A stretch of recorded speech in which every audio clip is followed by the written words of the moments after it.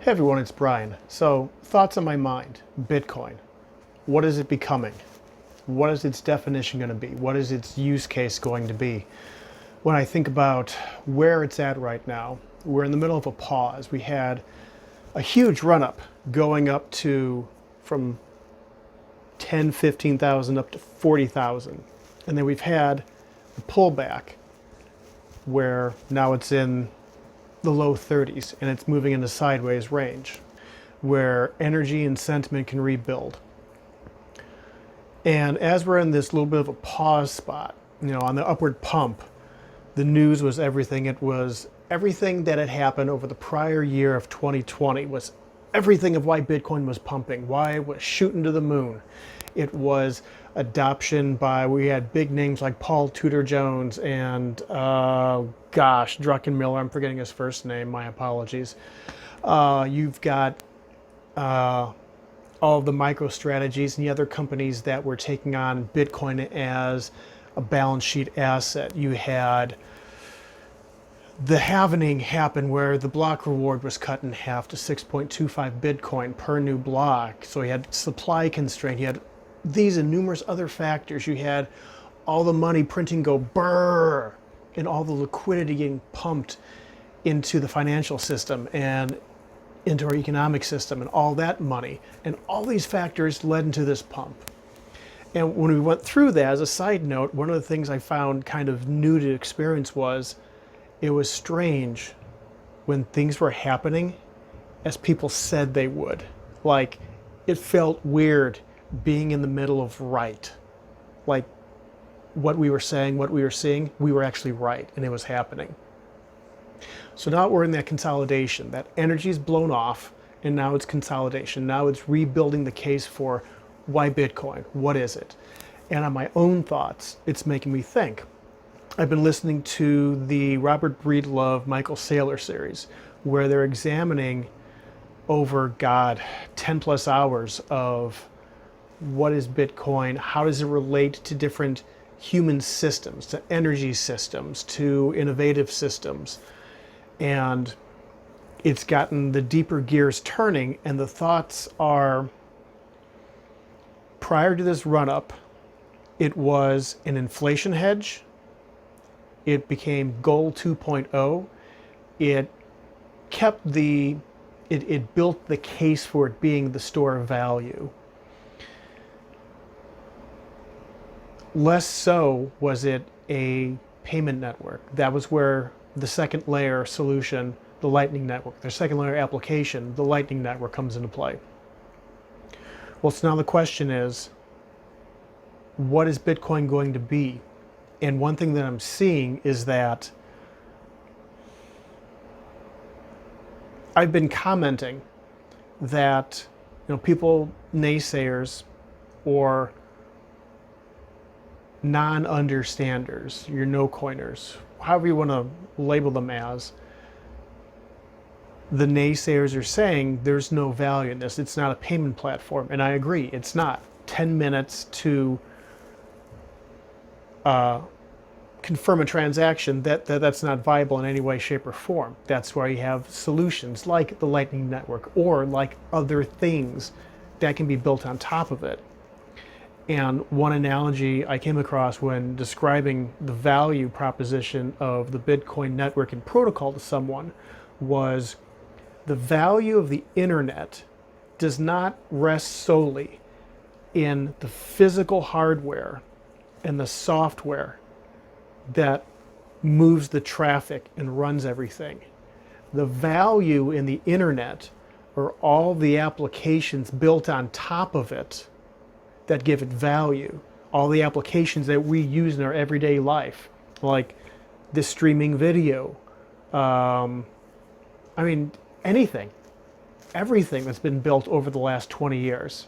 That's what gives the internet its value, as well as the basic core fundamentals of that. It is a global network. It allows for amazing amounts of information sharing that prior to its existence, it did not have. And that everyone who adds something to the network, where I guess this would be Metcalfe's law, everyone who participates and adds something adds value to the network. Everyone who uploads, creates a YouTube, creates a gaming channel that's them playing Minecraft, that adds value to the internet. It may not add value for everyone, but it adds value for the people that it matters for.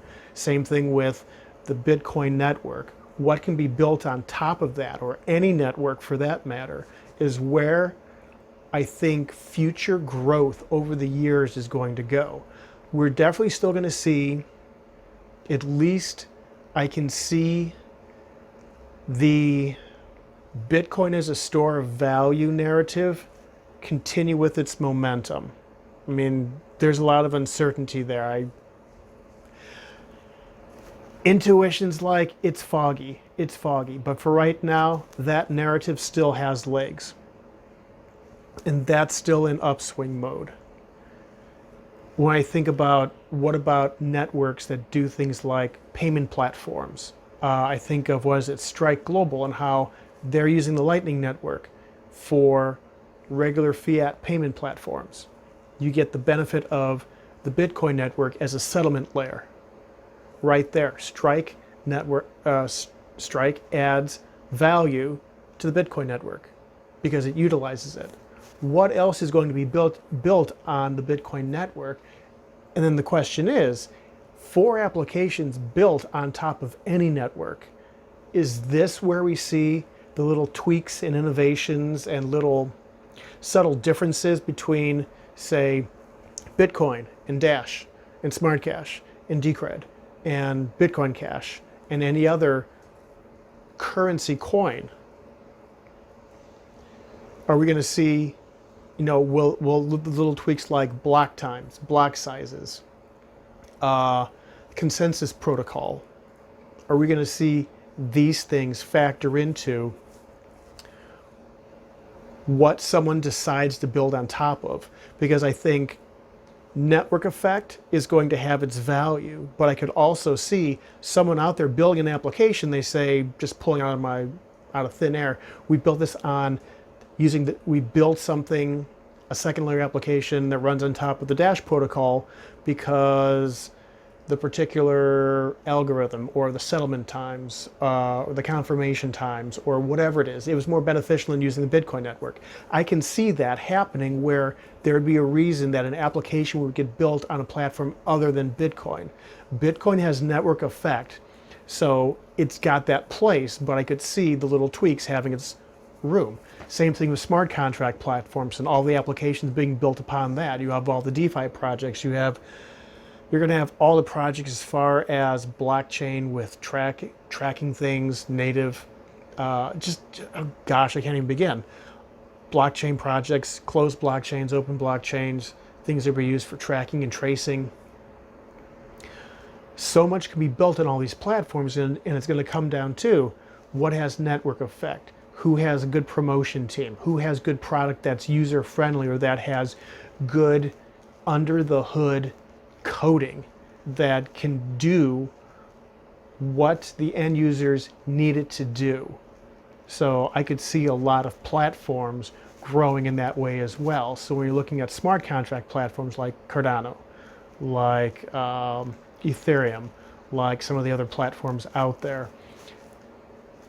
look at what they're doing, look at how many people are using it, how many developers are using it, what's being built on top of those things. That matters as well. As far as Bitcoin, I've stated the case, so we'll see what happens as time evolves. I mean, it's definitely worth watching, where I don't think, as far as building things on top of it, it's going to have the dominance it has. As store of value, I think that by a very, very long shot, it holds such a huge, huge spot where it's the 800-pound gorilla in the room. It's right now it's the undisputed champion, and it's like the high school boxer going against Mike Tyson in his heyday. It's just not going. You're not going to take it down. You're just not. But over time, as more things get built on other network platforms, that's where we're going to see where the definition and what defines each network and each coin comes into play. So thoughts on my mind. What will Bitcoin be? We shall soon find out in time. So with that, I'll say, be well, everyone. Talk to you soon.